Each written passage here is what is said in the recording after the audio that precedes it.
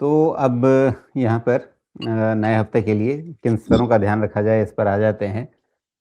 इस हफ्ते निफ्टी ने जिस तरह से गिरावट दिखाई है, वो तो अपने आप में सबके सामने ही है। जो हमने नया रिकॉर्ड बनाया 26,300 73 का, और उसके नीचे से फिसल के हम आ गए हैं अब 25,623 का लो अभी शुक्रवार को हमने देख लिया। तो यहाँ तक की गिरावट हमने देख ली। अब आगे क्या नज़र आ रहा है? क्या ये जो आप एक तरह का पॉसिबल एम बनता हुआ दिख रहा है क्या? क्योंकि ये 11 दिसंबर का निचला स्तर टूट जाना, और वो भी लगभग क्लोजिंग लेवल पे। क्या ये संकेत अच्छा नहीं है, और क्या इसका मतलब ये है कि अब 25,300 वगैरह के स्तर बहुत दूर नहीं है? वाक़ई दूर नहीं है, 300-400 पॉइंट दूर है। नहीं, नहीं, इतना हताश नहीं होना है, वीकली डेटा में कीजिए इसको प्लीज़, मैं बताता हूँ।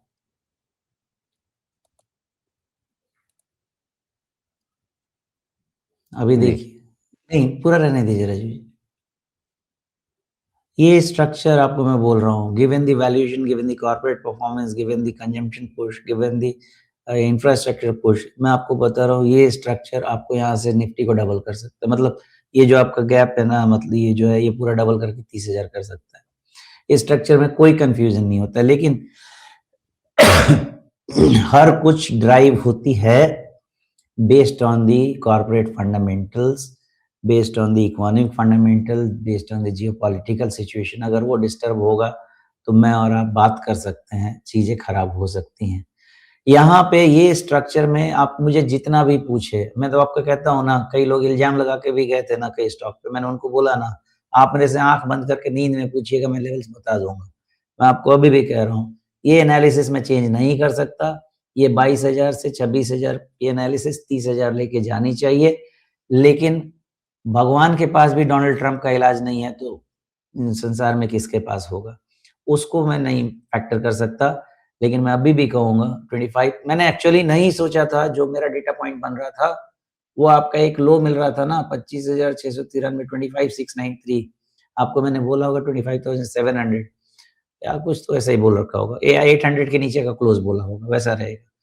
और उसका रेंज मुझे लग रहा था, क्योंकि मुझे लगा था कि ये मोमेंटम निकल चुका है। ये आप स्ट्रक्चर देखिए, ये वाला ना एक लाल कैंडल 1 हफ्ता छोड़ दीजिए।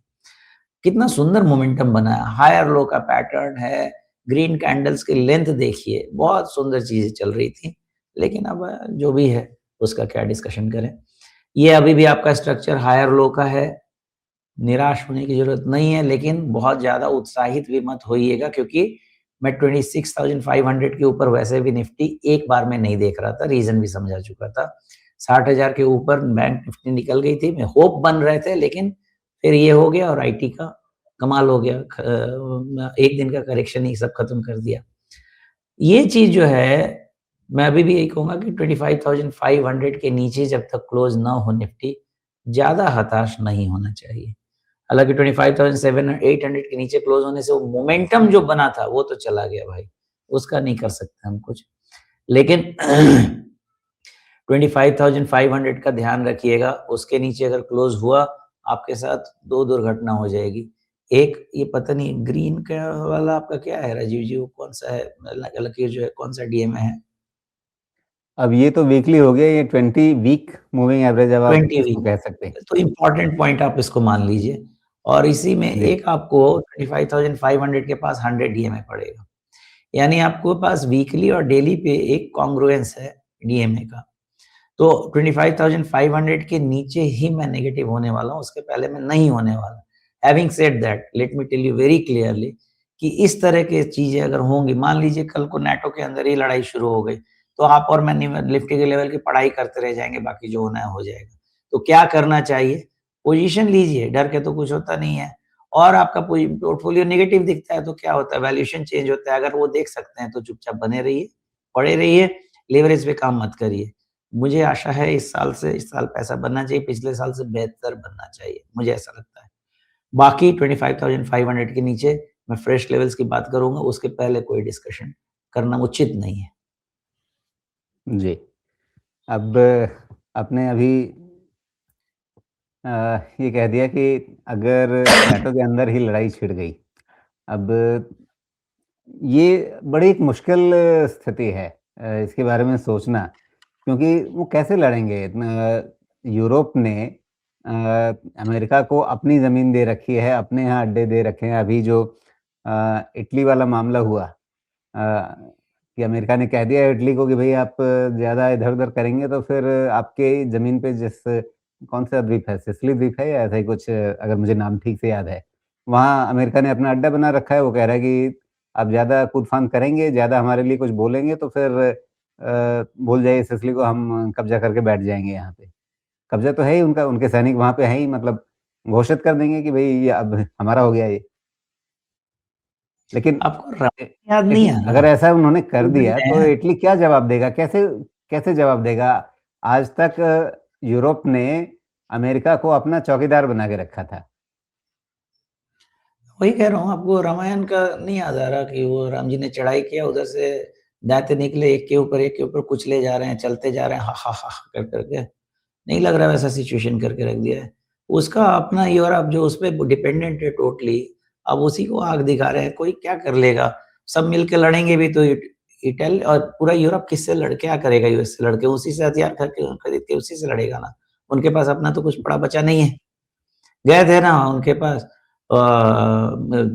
चमचागिरी करके कि हम अपनी सब कुछ सेना तो है नहीं उनके पास, यही उनको देते हैं।